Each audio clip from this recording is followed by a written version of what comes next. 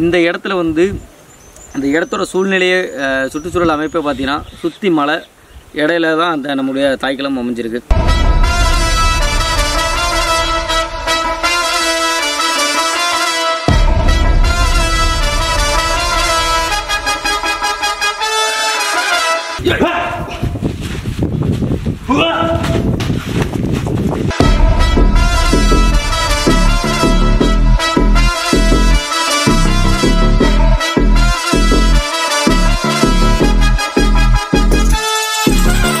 இங்கே நம்ம வந்து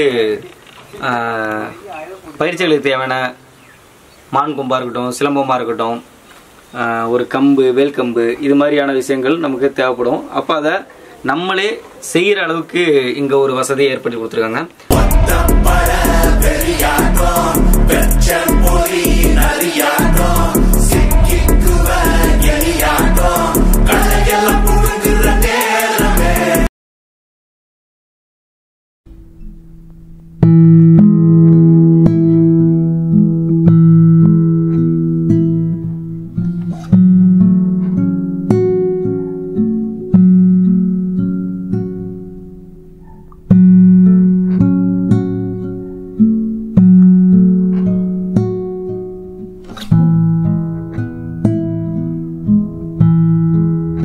வணக்கம், என்னுடைய பெயர் ராஜசேகர். நான் திருச்சி மாவட்டம் சமயபுரம் பக்கத்தில் புதூர் உத்தமனூர் அப்படிங்கிற ஊர்லேருந்து நான் இங்கே வந்திருக்கேன். நான் படித்தது ஐடிஐ ஏசி மெக்கானிக். ஒரு 6 வருஷமாக வெளிநாட்டில் வேலை பார்த்துக்கிட்டு இருந்தேன், கல்ஃப் கண்ட்ரியில்.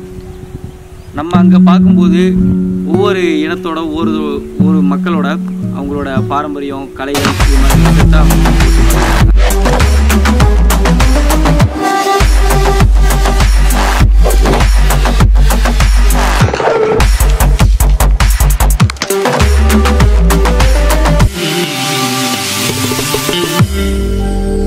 அப்போ எனக்கும் வந்து நம்மளோட பாரம்பரிய கலைகள் இதெல்லாம் கற்றுக்கணும், நம்ம அடுத்த தலைமுறை கொடுக்கணும் அப்படின்னு சொல்லி எனக்கு சின்ன வயசுலேருந்து ஒரு ஆர்வம் இருந்தது. வெளிநாட்டுக்கு போனதுக்கப்புறம் இன்னும் அது வந்து அதிகமாகிடுச்சு. அப்போ அங்கே இருக்கும்போதே நான் யோசிச்சுக்கிட்டு இருந்தேன், நம்ம ஊருக்கு போன உடனே இது மாதிரி வந்து போயிட்டு கற்றுக்கிறணும். அப்போ எங்கே போய் கற்றுக்கலாம், என்ன பண்ணலாம் அப்படின்னு சொல்லிட்டு இப்போது நம்ம பல விஷயங்களை கண்டுபிடிக்கிறதுக்கு யூடியூப் இணையதள வசதி ரொம்ப எளிமையாக இருக்குது. அதில் யூடியூப்பில் இந்த லெமுரியா பற்றி நான் தெரிஞ்சுக்கிட்டேன். அவங்களோட கான்டாக்ட் நம்பர் எடுத்து வச்சுட்டு ஒரு 1.5 வருஷமாக ஃபாலோ பண்ணிக்கிட்டு இருந்தேன். ஊருக்கு வந்த உடனே நான் இது மாதிரி இங்கே சேரணும் அப்படின்னு சொல்லிட்டு நான் நினச்சிட்டு இருந்தேன். அந்த சமயத்துலன்னு பார்த்து இங்கே லெமுரியா வந்து நமக்கு கால் பண்ணி உங்களுக்கு இதில் ஆர்வம் இருக்கா அப்படின்னு சொல்லி கேட்டிருந்தாங்க. ஆர்வம் இருக்குது மேடம் அப்படின்னோடனே, சரி உங்களுக்கு ஒரு வாய்ப்பு தரோம், நீங்கள் படிக்கணும்னு சொல்லி ஆசைப்பட்றீங்க, ஆனால் நீங்கள் வந்து படிச்சுட்டு மாஸ்டராகவே ஆகலாம் அப்படின்னு சொல்லி உங்களுக்கு மாஸ்டர் ட்ரைனிங் நாங்கள் கொடுக்குறோம் அப்படின்னு சொல்லி எங்களுக்கு வந்து ஒரு பெரிய ஆஃபர் எனக்கு கொடுத்தாங்க. நான் கற்றுக்கிட்டு அதை ஃபஸ்ட்டு ஒரு ஸ்டூடெண்ட்டாக வந்து கற்றுக்கணும் அப்படிங்கிற மாதிரி மைண்ட் செட்டில் தான் நான் முதல்ல இருந்தது.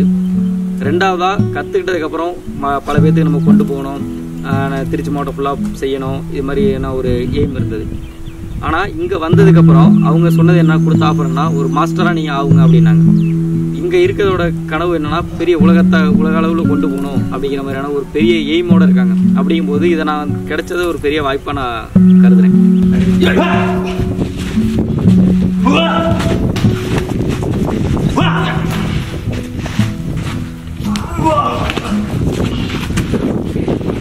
இப்போ திருச்சி அதை எடுத்துக்கிட்டீங்க அப்படின்னா நமக்கு ஆன்மீக சம்மந்தப்பட்டதும் சரி, இயற்கை சம்மந்தப்பட்டதும் சரி, வரலாறு சம்மந்தப்பட்டது நிறைய விஷயங்கள் வந்து பெருமைன்னு சொல்லிக்க இருக்கலாம். திருச்சி மலைக்கோட்டை இருக்குது, காவேரி நதி, கல்லணை இருக்குது. அதுபோல் ஆன்மீகத்தின்படி பார்த்தா ரங்கநாதர் கோயில் இருக்குது, சமயபுரம் மாரியம்மன், இன்னும் எக்கச்சக்கமான விஷயங்கள் இருக்குது. ஆனால் திருச்சியில் நம்ம பாரம்பரிய கலைகளில் பார்த்தீங்கன்னா எனக்கு தெரிஞ்ச வரைக்குமே அதையும் கராத்தே வந்து நிறைய சொல்லி கொடுத்துட்ருக்காங்க. சிலம்பம் கம்மியாக இருக்குது. இது சிலம்பம் மட்டும் தான் நம்ம பாரம்பரிய கராத்தே வெளியிலேருந்து வந்தது. நான் இங்கே படிக்க வரதுக்கு முன்னாடி இப்போ அந்த அடிமுறை தான் நம்மளுடைய தாய்க்கலை அப்படிங்கிறது எனக்கு தெரியாத ஒரு விஷயமா இருந்துச்சு. எனக்கு அப்போயிலேருந்து ஒரு இன்ட்ரெஸ்ட் என்னென்னா, நம்மளுடைய பாரம்பரியம், கலைகள், நம்மளுடைய மொழி, நம்முடைய மருத்துவம், இது மாதிரியான விஷயங்கள் எல்லாமே நான் தெரிஞ்சுக்கணும்னு ஆர்வம். அது எதனால் வந்தது அப்படின்னு சொல்லி கேட்டிங்கன்னா, இப்போது என்னுடைய தாத்தா நாட்டு வைத்தியராக இருந்திருக்காரு. மாட்டுக்கு மருந்தெல்லாம் போடுவாங்களாம்மா. ஆனால் இப்போ எனக்கோ இல்லை என்னோடய சுற்றத்தாருக்கோ அவ்வளோவான விஷயங்கள் வந்து தெரியாது. இது எல்லாம் அப்படியே மறைஞ்சு போயிடுச்சு அப்படின்னு சொல்லலாம். அப்போது இதெல்லாம் நம்ம மறுபடியும் தெரிஞ்சுக்கிட்டு நம்ம இயற்கை முறையில் சார்ந்த விஷயங்களை பண்ணணும். ஒரு விவசாயமாக இருக்கட்டும், இல்லை மருத்துவமாக இருக்கட்டும், எல்லாமே நம்மளுடைய பாரம்பரியத்தை மீட்டெடுக்கணும் அப்படிங்கிற மாதிரியான ஒரு எண்ணங்கள் அப்பையிலிருந்தே இருந்தது. அதில் தேடிட்டு இருக்க டைமில் தான் எனக்கு இந்த லெமுரியாவோட தொடர்பு கிடச்சி நாங்கள் வந்தது. இங்கே வந்து பார்த்ததுக்கப்புறம் தான் எனக்கு தெரிஞ்சது அடிமுறைங்கிறது தான் நம்மளுடைய தாய்க்கலை அப்படிங்கிற விஷயம். அப்புறம் வர்மம், இந்த இடத்துல வந்து அந்த இடத்தோட சூழ்நிலையை சுற்றுச்சூழல் அமைப்பை பார்த்தீங்கன்னா சுற்றி மலை இடையில தான் அந்த நம்மளுடைய தாய்க்களம் அமைஞ்சிருக்கு. இங்கே சுற்றுச்சூழலே வந்து இயற்கையோடு ஒன்றிணைந்து வாழ்கிறதா நமக்கான ஒரு வாழ்க்கை முறையை இந்த இடத்துல ஒரு கிடைச்சிருக்க ஒரு வாய்ப்பாக பார்க்குறேன். அதிர்ஷ்டமாக நான் நினைக்கிறேன். அப்புறம் இங்கே நம்ம கற்றுக்கிறதுக்கு பல விஷயங்கள் கற்றுறாங்க. அடிமுறை, சிலம்பம், வர்மம், வர்ம புள்ளிகள், இப்போ மருத்துவம், இது மட்டும் இல்லாமல் எடுத்தெறிதல், நம்மளுடைய பாரம்பரிய கலைகளான நடனம், அந்த ஒயிலாட்டம், மான் கொம்பு, இது மாதிரி சொல்லிட்டு இன்னும் பல விஷயங்களை வந்து கற்றுறாங்க. பறை இசை சொல்லிக்கிட்டே போகலாம். எக்கச்சக்கமான விஷயங்களை கற்றுறாங்க. குறிப்பாக தலைமை பண்புக்கு ஒருத்தவங்களை கொண்டு வரணும் அப்படின்னு சொல்லிட்டு இங்கே அதுக்கான விஷயங்கள் பல செய்கிறாங்க. இங்கே வந்ததுக்கப்புறம் பல விஷயங்களை வந்து கற்றுக்க முடியும் ஒருத்தரும். நான் நிறைய விஷயங்கள் கற்றுக்கிட்டேன். அப்படி பார்த்தீங்கன்னா முதல்ல இங்கே வந்தோடனே நமக்கு வந்து ஒரு மன அமைதி கிடைக்கும். இந்த இயற்கை சூழலே நமக்கு வந்து ஒரு மன அமைதியை கொடுக்கும். இரண்டாவதாக நம்ம இங்கே பண்ணுற உடற்பயிற்சி, இவங்க கூட பழகிறது எல்லாமே நம்ம வந்து இவங்க சொல்லித்தர ஆசாரங்கள், சொல்லித்தர பயிற்சிகள், இது மாதிரி செய்யறதெல்லாம் நம்ம உடம்பு வந்து வலுப்படுத்தும். உடலும் மனமும் ஆரோக்கியமாக இருந்தாலே ஒரு மனுஷனுக்கு அதை விட பெரிய விஷயம் வேறு எதுவுமே இல்லை. அப்போது நம்மளோட உடலும் இங்கே ஆரோக்கியமாகுது, அதுபோல் நம்மளுடைய மனமும் ஆரோக்கியமாகுது. இந்த இடத்துல இயற்கை சூழலோடு சேர்ந்து நம்ம வாழ்கிறதுனால காலையில் ஏந்திரிச்ச உடனே இப்போ நமக்கு வந்து வண்டி வாகன சத்தங்கள் கேட்டு எழுவோம். ஆனால் இங்கே அப்படியாப்பட்ட சூழ்நிலை காலையில் எழும்போதே ஒரு இயற்கையாக பறவைகள் சத்தத்தோடு எழுவோம். சுற்றி மலை இருக்கிறதுனால இயற்கை காட்சிகளை பார்ப்போம். என்ன ஒரு அற்புதமான படைப்புன்னு சொல்லி நம்முடைய மனம் காலையிலேருந்தே ஒரு ஆனந்தமான மனநிலையிலே இருக்கும். அப்புறம் நம்ம கலையை கற்றுக்கிறதுலாம் உடலும் சுறுசுறுப்பாக இருக்கும், புத்துணர்ச்சியாக இருக்கிறதுனால நம்மளோட வாழ்க்கை இந்த இடத்துல வந்து மிகச்சிறப்பானதாக ஒரு இதாக இருக்குது அமைது. தற்காப்பு பயிற்சியில செல்ஃப் டிஃபென்ஸ் டெக்னிக்ல ஒன்று பண்ண போறோம். எதிரியை லாக் பண்ற டெக்னிக் ஒன்று பார்க்க போறோம். சரியா? இப்போ நம்ம வந்து இதுல பயிற்சி பண்றதுனால எதிரியோட கையை வந்து ரொம்ப அழுத்துறதோ, கை உடைகிற மாதிரி நம்ம விளையாட்டு காணிக்கிறதோ அந்த மாதிரி இருக்கக்கூடாது. நம்ம முடிஞ்ச அளவுக்கு அவங்க நம்ம கத்துக்கிறதுக்காக யூஸ் பண்றோம். அதே மாதிரி நம்மளும் அவங்களுக்கு நம்ம லாக் கொடுக்கறதுக்காக கையை கத்துக்கிற மாதிரி ஃப்ரீயா விடணும். அவங்க கையை நம்ம தலைக்கு மேல தூக்குங்க. இப்போ நம்ம பிடிச்சிட்டோம். இங்க வந்ததுக்கு அப்புறம் எல்லாருமே என்ன பண்றீங்க, உங்க கையை இந்த மாதிரி பாம்பு மாதிரி இப்படி நுழைச்சு எடுக்கிறீங்க. அப்படி நுழைக்க கூடாது. என்ன பண்ணணும், நம்ம கையை அடிச்சு கமத்தணும். அப்போதான் கரெக்டா வரும். இந்த லெமுரியால வந்து அடிமுறை, சிலம்பம், தற்காப்பு பயிற்சி, நம்மளுடைய பாரம்பரிய கலைகள், பாரம்பரிய நடனம், இசை இதெல்லாம் வந்து சொல்லிக் கொடுக்குறாங்கன்னு சொல்லியிருந்தோம். ஆனால் இதையும் தாண்டி இன்னும் பல விஷயங்கள் வந்து இங்கே செஞ்சுக்கிட்டு இருக்காங்க, சொல்லிக் கொடுக்குறாங்க. அதில் என்னன்னு பார்த்தீங்கன்னா நம்ம தலைமுறையும் தாண்டி பேர் நிலைக்கிற மாதிரியான பல விஷயங்கள் செய்கிறாங்க. பல தலைமுறையும் தாண்டி பல உயிர்களுக்கு நன்மை பயக்கும் வகையில் வந்து பல விஷயங்களை செய்கிறாங்க. அதில் முக்கியமான ஒரு விஷயம் வந்து மரங்கள் வைக்கிறது. சின்ன வயசுலேருந்து மரங்கள் நடுறது, மரங்கள் வளர்க்குறது, இது மாதிரியான விவசாயம், இது மாதிரியான ஒரு விருப்பத்திலிருந்து தான் இருந்தது. ஏன்னா எங்கள் குடும்பம்லாம் வந்து விவசாய குடும்பம் தான். நம்ம வீட்டில் ஆடு, மாடு, கோழி அப்படின்னு நிறைய விஷயங்கள் இருக்குது. நம்ம வீட்டில் ஜல்லிக்கட்டு மாடு, நம்ம பாரம்பரிய விஷயத்துக்கான என்னென்ன தேவையோ இது மாதிரி விஷயங்கள்லாம் நம்ம இன்ட்ரெஸ்ட் உள்ள ஆள் வளர்த்தவங்க தான். அப்படி இருக்கும்போது இந்த தாய்க்காலத்துக்கு வந்தோடனே ரொம்ப சந்தோஷமான ஒரு விஷயம் என்னென்னு கேட்டால், இங்கே வச்சு மரங்கள் வச்சு நம்ம அதை பராமரிக்கிறது, பாதுகாக்கிறது, இது மாதிரியான விஷயங்கள். அதுலேயும் குறிப்பாக சொல்லணும் அப்படின்னா எல்லாருமே வந்து மரம் நடுறாங்க. ஆனால் பணம் வர மாதிரியான தேக்கு, சவுக்கு, இது மாதிரி வந்து மகாகனி, இது மாதிரி பல விஷயங்களான பல மரங்களை தான் நட்டுட்ருங்க. ஆனால் இங்கே நான் வந்து கேட்டபோது சொன்னது என்னன்னா, பல மரங்கள் தான் பல மரங்களுக்கு நட்டுருக்காங்க. நாங்கள் வந்ததுக்கு அப்புறமும் இங்கே பல மரங்கள் நட்டுட்டு இது வந்து காலையில் நாங்கள் 6 to 7 ப்ராக்டிஸ் பண்ணுவோம். ப்ராக்டிஸ் பண்ணிவிட்டு ஒரு மணி நேரம் நாங்கள் இந்த விஷயங்களுக்காக, செடிகளுக்கு தண்ணி பாய்ச்சதாக இருக்கட்டும், களைகள் எடுக்கிறதா இருக்கட்டும், இதை பாதுகாக்கிற விஷயங்களாக இருக்கட்டும், இப்படி பல விஷயங்கள் நாங்கள் பண்ணிகிட்ருக்கோம். இது மூலயமா ஒரு மன அமைதியும் கிடைக்குது. நம்ம ஒரு இயற்கைக்கு ஒரு தொண்டும் செய்கிறோம், நம்ம கடமையை செய்கிறோம் அப்படின்னு தான் நம்ம சொல்லணும். ஏன்னா நம்ம ஒரு நாளைக்கு எவ்வளோ சுவாசிக்கிறோம், போகிறோம் வரோம், எவ்வளோ மரங்களுக்கு நம்ம வந்து இங்கே பூமியில் அடிச்சிட்ருக்காங்க. நம்ம மரங்கள் நடுறது மூலயமா பல விஷயங்கள் நம்ம வைக்கிறோம்.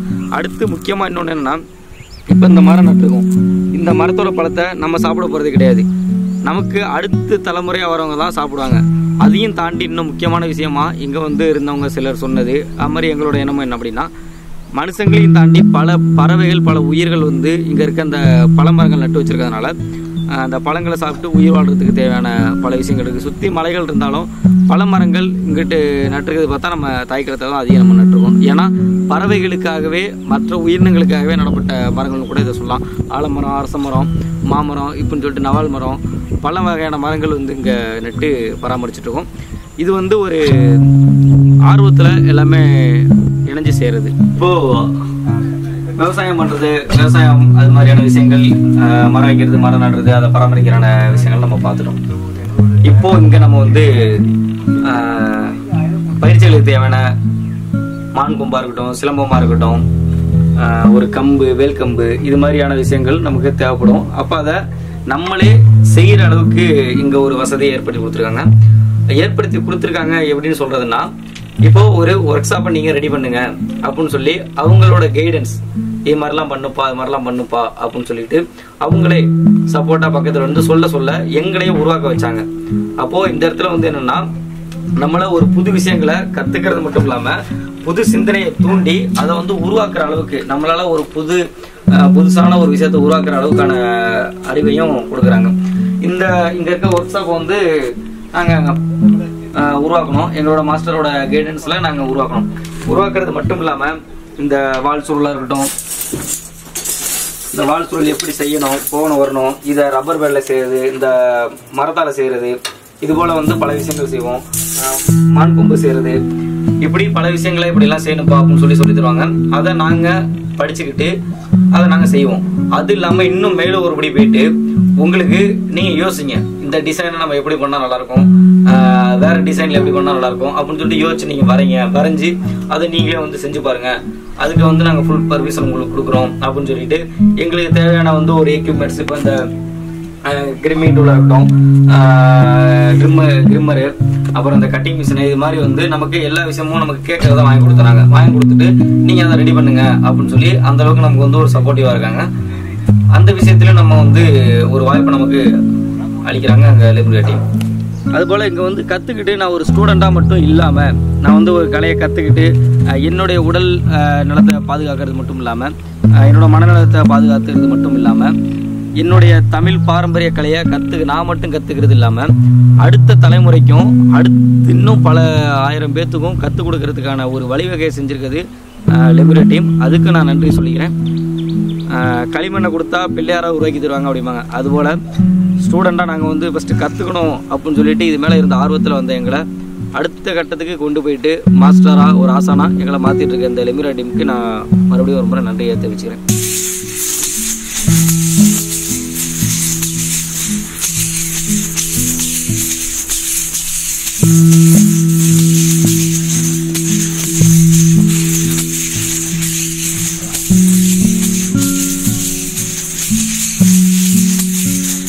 இப்போது பல விஷயங்களை பற்றி எல்லாமே சொல்லிட்டு வந்தாச்சு. இங்கே மற்ற இடத்துல உள்ளவங்களுக்கும் இவங்களுக்கும் இந்த கலையை கற்றுக் கொடுக்குறதுல ஒரு முக்கியமான ஸ்பெஷல் ஒன்று இருக்குது.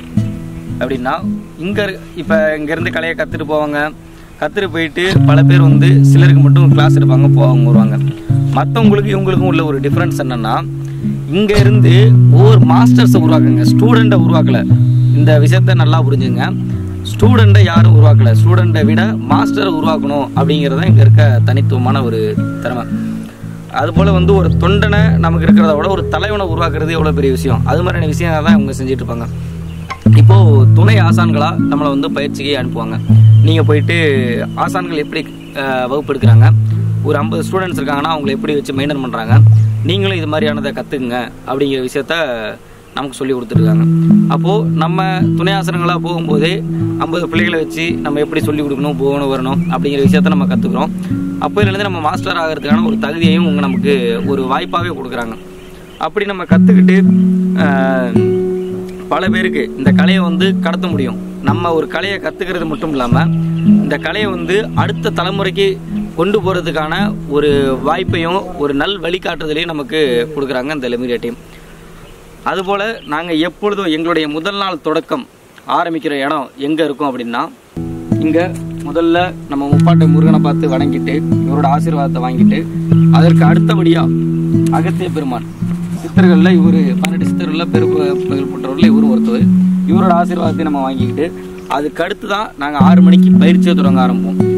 முதல்ல இங்கே 5:45 வந்து இவர்களோட ஆசீர்வாதத்தை, இவங்களுக்கு குருவை வணங்கணும் அப்படிம்பாங்க. எப்பொழுதுமே ஆசான்களை வணங்கணும் அப்படிங்கிறது நமக்கு எல்லாருக்கும் மூத்த குருவான முருகனையும் நம்ம அகஸ்தியரையும் வணங்கிட்டு அதுக்கப்புறம் தான் எங்களுடைய அட்டனன்ஸ் நோட்லேயே நாங்கள் கையெழுத்து போட்டுட்டு 6 to 7 எங்களோட உடற்பயிற்சி டைம், 7 to 8 இந்த இயற்கைக்காக நம்ம என்ன தொண்டு செய்ய முடியும், என்ன கடமைகள் செய்ய முடியும் அப்படின்னு சொல்லிட்டு இந்த செடிகளை பாதுகாக்கிறதா இருக்கட்டும், உணவு மயில்களுக்கு இது மாதிரி வந்து எறும்புகளுக்கு பறவைகளுக்கு உணவு வைக்கிறதா இருக்கட்டும், இது போல் வந்து இந்த இடத்துல சொல்லிக் கொடுக்குறாங்க. காலையிலேயே இந்த விஷயங்கள்லாம் நடந்துடும்.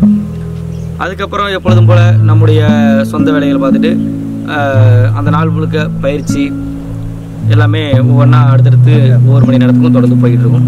இதில் இன்னும் முக்கியமான அடுத்த விஷயங்கள்னா, இங்கே கற்பக விருட்சம் அப்படிங்கிற ஒரு முக்கியமான, இது எல்லா இடத்துலையும் இருக்காது, சில இடங்களில் வச்சு நம்ம பார்த்துருப்போம். கற்பக விருட்சம் பற்றி பலர் கேள்விப்பட்டிருப்பீங்க. கற்பக விருட்சம் இங்கே இருக்குது. கேட்டதை தரக்கூடிய கற்பக விருட்ச மரம் அப்படின்னு சொல்லுவாங்க.